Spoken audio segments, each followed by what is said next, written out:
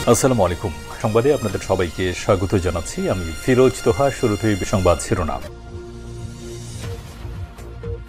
বাংলাদেশের সর্বশেষ গুরুত্বপূর্ণ আপডেট সংবাদে আপনাকে স্বাগত। শুরুতেই সংবাদ শিরোনাম, পরে বিস্তারিত।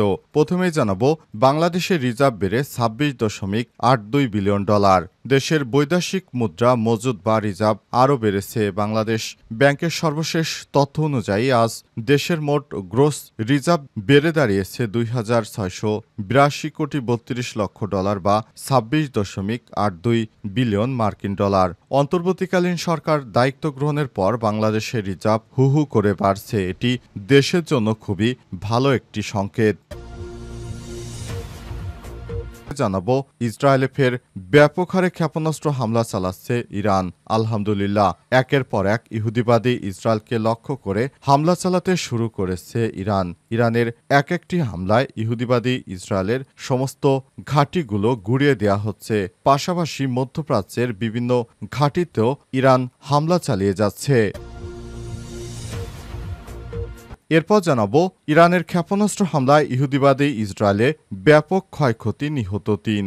এইমাত্র সর্বশেষ ইহুদিবাদী ইসরায়েলে যে হামলা চালিয়েছে ইরান, তাতে ব্যাপক হারে ক্ষয়ক্ষতি হয়েছে। আজ ইসরায়েলের ফায়ার অ্যান্ড রেস্কিউ সার্ভিস জানিয়েছে, ইরানের টানা আজ তৃতীয় দফায় হামলায় দেশটির দক্ষিণ অঞ্চলে অন্তত ৩ জন ইহুদি নিহত এবং বেশ কিছু ইহুদি আহত হয়েছে। এদিকে ট্রাম্পের অনুরোধে ইরানকে যুদ্ধবিরতিতে রাজি করিয়েছে কাতার। খবর রয়টার্সের। ইরান ইসরায়েল সংঘাতে যুক্তরাষ্ট্রের পক্ষ থেকে প্রস্তাবিত যুদ্ধবিরতিতে ইরানকে সম্মত করাতে মধ্যস্থতা করেছে কাতারের প্রধানমন্ত্রী। নাম প্রকাশে অনিচ্ছুক এক মার্কিন কর্মকর্তার বরাত দিয়ে তথ্য জানিয়েছে বার্তা সংস্থা রয়টার্স। এদিকে ট্রাম্পের যুদ্ধবিরতি ঘোষণায় কমেছে তেলের দাম। যুক্তরাষ্ট্রের president Donald Trump Iran Israel যুদ্ধবিরতি ঘোষণার পর ক্রমাগত কমতে শুরু করেছে তেলের দাম। গত এক সপ্তাহের মধ্যে সর্বনিম্ন পর্যায়ে নেমেছে তেলের দাম। ব্রিটিশ বার্তা সংস্থা রয়টার্সের প্রতিবেদনে এই তথ্য নিশ্চিত করা হয়েছে। বিশ্বব্যাপী ব্রেন্ট অপরিশোধিত তেলের দাম আরও 4% কমে ব্যারেল প্রতি $68 নেমে এসেছে, যা এর আগে অন্তত $77 পর্যন্ত উঠে গিয়েছিল। প্রিয় দর্শক, এতক্ষণ শুনছিলেন সংবাদ শিরোনাম, এবারে বিস্তারিত। তবে তার আগে বন্ধুরা, অনুরোধ থাকবে এই সংবাদটিতে একটি লাইক দিন। এই চ্যানেল আপনি নতুন হয়ে থাকলে আমাদের সংবাদটি দেখতে দেখতে চ্যানেলটি সাবস্ক্রাইব করে রাখুন। কমেন্ট করে বন্ধুরা আপনার মূল্যবান মতামত জানিয়ে দিন আপনি বিশ্বের কোন দেশ থেকে বা বাংলাদেশের কোন স্থান থেকে আমাদের সংবাদটি দেখছেন এবং শুনছেন। আর বন্ধুরা, ইরান ইসরায়েল যুদ্ধে আপনি কোন দেশকে সমর্থন করেন কমেন্ট করে জানিয়ে দিন। আপনি যদি ইরানকে ভালোবেসে থাকেন তাহলে কমেন্টে ইয়েস লিখে বিশ্ববাসীকে দেখিয়ে দিন। এবারে বিস্তারিত। বাংলাদেশের রিজার্ভ বেড়ে 26.82 বিলিয়ন ডলার। দেশের বৈদেশিক মুদ্রা মজুদ বা রিজার্ভ আরও বেড়েছে। বাংলাদেশ ব্যাংকের সর্বশেষ তথ্য অনুযায়ী আজ দেশের মোট গ্রোস রিজার্ভ বেড়ে দাঁড়িয়েছে 2,682 কোটি 32 লক্ষ ডলার বা 26.82 বিলিয়ন মার্কিন ডলার।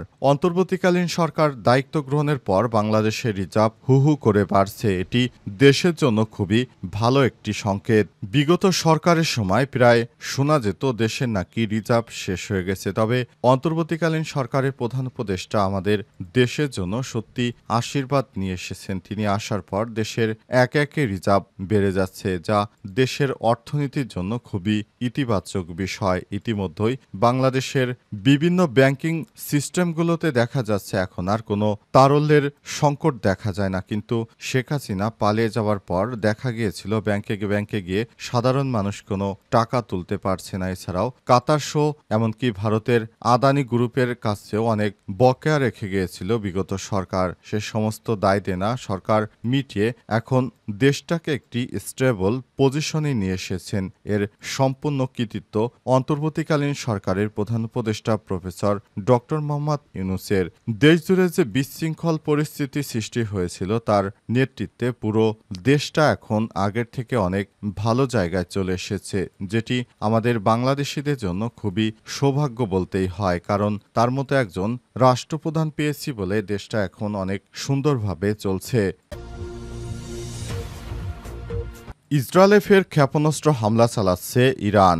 ইসরায়েলে ফের ক্ষেপণাস্ত্র হামলা শুরু করেছে ইরান। আজ ইরান থেকে ইসরায়েলি ভূখণ্ডের দিকে ক্ষেপণাস্ত্র নিক্ষেপ করা হয়েছে। ক্ষেপণাস্ত্র শনাক্তের পর ইসরায়েলের সেনাবাহিনী তা প্রতিহতের চেষ্টা করছে খবর আল জাজিরার। ইরান ও ইসরায়েলের একটি যুদ্ধবিরতিতে সম্মত হয়েছে বলে দাবি যুক্তরাষ্ট্রের প্রেসিডেন্ট ডোনাল্ড ট্রাম্পের। এরপর সকালেই নতুন করে হামলা শুরু হলো।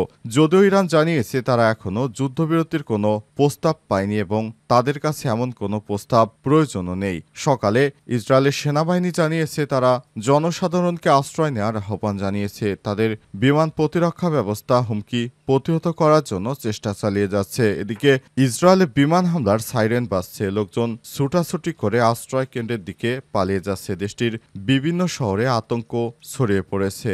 অবস্থায় ইহুদিবাদী ইসরায়েলকে শিক্ষা দেওয়ার জন্য ইরান থেকে নতুন করে একের পর এক ক্ষেপণাস্ত্র হামলা চালিয়ে যাওয়া হচ্ছে। নতুন করে এসব হামলায় ইহুদিবাদী ইসরায়েলের অবস্থা খুবই শোচনীয় পর্যায়ে এসে দাঁড়িয়েছে। ইহুদিবাদীরা কোনোভাবেই আর সামনের দিকে এগোতে পারছে না, কারণ তাদের সমস্ত গবেষণাগার, সামরিক ঘাঁটি, এমনকি তাদের আবাসিক এলাকাতেও মিসাইল এসে পড়ছে।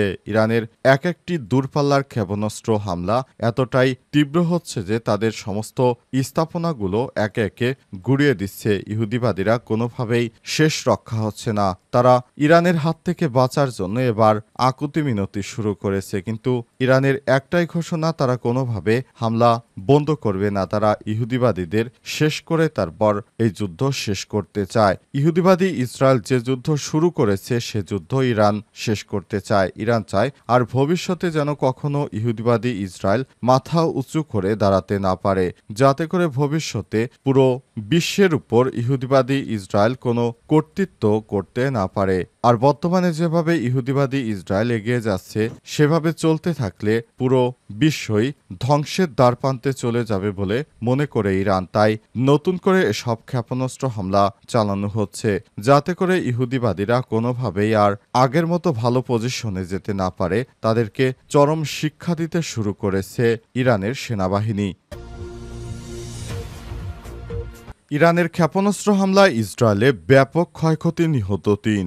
ইরান ইসরায়েল চলমান সংঘাত মঙ্গলবার ১২তম দিনে পৌঁছেছে। এদিনও উভয় পক্ষের পাল্টাপাল্টি হামলা চলছে। এর মধ্যে ইসরায়েলের ফায়ার অ্যান্ড রেস্কিউ সার্ভিস জানিয়েছে এদিন ইরানের টানা তৃতীয় দফায় চালানো ক্ষেপণাস্ত্র হামলায় দেশটির দক্ষিণ অঞ্চলে অন্তত ৩ জন নিহত এবং বেশ কয়েকজন আহত হয়েছে। খবর বিবিসি এবং দ্য টাইমস অফ ইসরায়েলের জরুরি সেবাদানকারী সংস্থা ম্যাগেন ডেভিড অ্যাডম এই ঘটনাস্থলের বর্ণনা দিয়েছেন। আমরা দেখলাম আঘাতের স্থান থেকে ঘন ধোঁয়া বেরোচ্ছে এবং যত এগিয়ে যাচ্ছিলাম ততই স্পষ্ট হচ্ছিল যে একাধিক ভবনে ব্যাপকভাবে ধ্বংস হয়েছে। একটি ভবনের বাইরে আমরা একজন পুরুষের লাশ দেখতে পাই। ভবনের ভেতরে তল্লাশি চালিয়ে আরও একজন পুরুষ ও একজন নারীর লাশ পাওয়া যায়। আমরা আহতদের জন্য ত্রাস পয়েন্ট বা তাৎক্ষণিক চিকিৎসা কেন্দ্র স্থাপন করেছি এবং বেরিয়ে আসা বাসিন্দাদের স্বাস্থ্য পরীক্ষা করছি। এমডিএর ভাষায় সর্বশেষ সতর্কতার পর দক্ষিণাঞ্চলের ঘটনাস্থলে আমাদের মেডিক এবং প্যারামেডিক দল ৩ জনকে গুরুতর আহত অবস্থায় চিকিৎসা দিচ্ছে। তারা হলেন প্রায় ৪০ বছর বয়সী একজন পুরুষ, ৩০ বছর বয়সী এক নারী এবং ২০ বছর বয়সী এক তরুণ। এছাড়াও একজনের অবস্থা মাঝারি এবং আরও ৫ জনের অবস্থা হালকা। ট্রাম্পের অনুরোধে ইরানকে যুদ্ধবিরতিতে রাজি করেছে কাতার। খবর রয়টার্সের। ইরান ইসরায়েল সংঘাতে যুক্তরাষ্ট্রের পক্ষ থেকে প্রস্তাবিত যুদ্ধবিরতিতে ইরানকে সম্মত করাতে মধ্যস্থতা করছে কাতারের প্রধানমন্ত্রী। নাম প্রকাশে অনিচ্ছুক এক মার্কিন কর্মকর্তার বরাত দিয়ে তথ্য জানিয়েছে বার্তা সংস্থা রয়টার্স জানিয়েছে কাতারের প্রধানমন্ত্রী শেখ মোহাম্মদ বিন আব্দুর রহমান আল থানির সঙ্গে ইরানের কর্মকর্তাদের ফোনালাপের মাধ্যমে তেহরানের সম্মতি আদায় হয়েছে। প্রতিবেদনে আরও বলা হয়েছে, যুদ্ধবিরতির বিষয়ে মার্কিন প্রেসিডেন্ট ডোনাল্ড ট্রাম্প কাতারের আমিরের সঙ্গে যোগাযোগ করেন এবং জানান ইসরায়েল যুদ্ধবিরতিতে সম্মত হয়েছে। এরপর তিনি তেহরানকে রাজি করাতে দোহার সহযোগিতা চান। কাতারে অবস্থিত যুক্তরাষ্ট্রের আল উদেইদ বিমান ঘাঁটিতে ইরানি ক্ষেপণাস্ত্র হামলার কয়েক ঘন্টার মধ্যে এই কূটনৈতিক উদ্যোগ শুরু হয় এবং পরবর্তীতে যুদ্ধবিরতির বিষয়টি সামনে আসে। ট্রাম্প জানিয়েছে যে কোনোভাবেই আমরা আর যুদ্ধ চাই না। তাই নতুন করে আমরা শান্তির প্রস্তাব দিচ্ছি। এরপরই ইরানের পক্ষ থেকে কাতারের এই প্রস্তাবকেও স্বাগত জানানো হয়েছে বলে জানান তিনি। কাতারের এই প্রস্তাবকে বিশ্ববাসী ধন্যবাদ জানায়, কারণ যুদ্ধ কোনোভাবে কোনো দেশের জন্য কল্যাণ বয়ে আনতে পারে না। যুদ্ধ মানেই অশান্তি, আর যুদ্ধ মানেই ধ্বংস। যে ধ্বংসলীলা শুরু করেছে ইহুদিবাদী ইসরায়েল, তার শেষ করেছে ইরান। ইরানের একটি হামলায় ইহুদিবাদী ইসরায়েলের অবস্থা খুবই শোচনীয় পর্যায়ে চলে এসেছে। কারণে সর্বশেষ তারা যুদ্ধবিরতিতে রাজি হয়েছে।